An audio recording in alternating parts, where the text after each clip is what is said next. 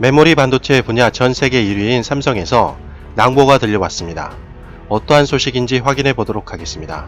구독과 좋아요는 영상을 제작하는 데 큰 도움이 됩니다. 꼭 부탁드립니다. 한국 하면 바로 떠오르는 기업은 삼성전자일 것입니다.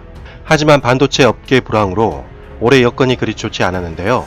삼성전자는 메모리 반도체 부진을 타개하기 위해서 지난 4월에 반도체 비전 2030을 발표하며 메모리 반도체를 넘어서 이제는 시스템 반도체 분야까지 사업 경쟁력을 강화하겠다고 선언했습니다. 그래서 2030년까지 시스템 반도체 분야에 133조 원을 투자해 세계 1위로 오르겠다고 밝힌 바가 있습니다. 시스템 반도체 분야는 이미 막강한 글로벌 기업들이 선점하고 있어서 쉽지 않았을 것이라는 분석이 많았는데요. 예상을 뒤엎고 벌써 좋은 소식이 들려왔습니다.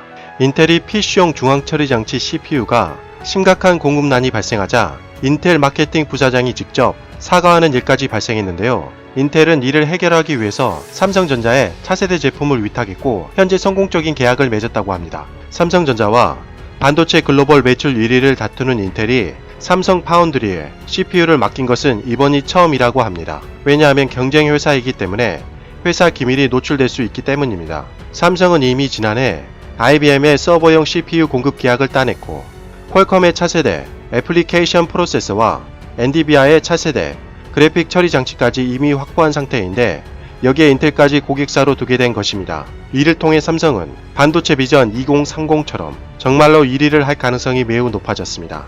현재 2019년 1분기 파운드리 시장 점유율을 살펴보면 1위가 TSMC로 48.1%를 점유하고 있습니다. 2위는 삼성전자로 19.1%를 점유하고 있으며 3위는 글로벌 파운드리 업체로 8.4%를 점유하고 있습니다. 4위는 UMC로 7.2%이고 5위는 SMIC로 4.5%라고 합니다. 사실상 세개 업체가 점유하고 있다고 해도 과언이 아닌데 인텔이 파운드리 1위 업체인 TSMC를 선택하지 않고 삼성을 선택한 이유에 대해서 관련 업계는 두 가지 원인을 지목하고 있습니다. 첫 번째는 현재 미중 무역 분쟁이 심화되고 있는 가운데 아무래도 TSMC가 대만 기업이긴 하지만 중국의 영향력 아래에 있기에 미국 정부 심기를 건드리면서까지 인텔이 TSMC와 거래하기는 힘들다는 것이죠. 이미 TSMC는 미국 정부의 화웨이 제재에도 불구하고 화웨이와 거래를 계속하겠다고 밝힌 바가 있습니다.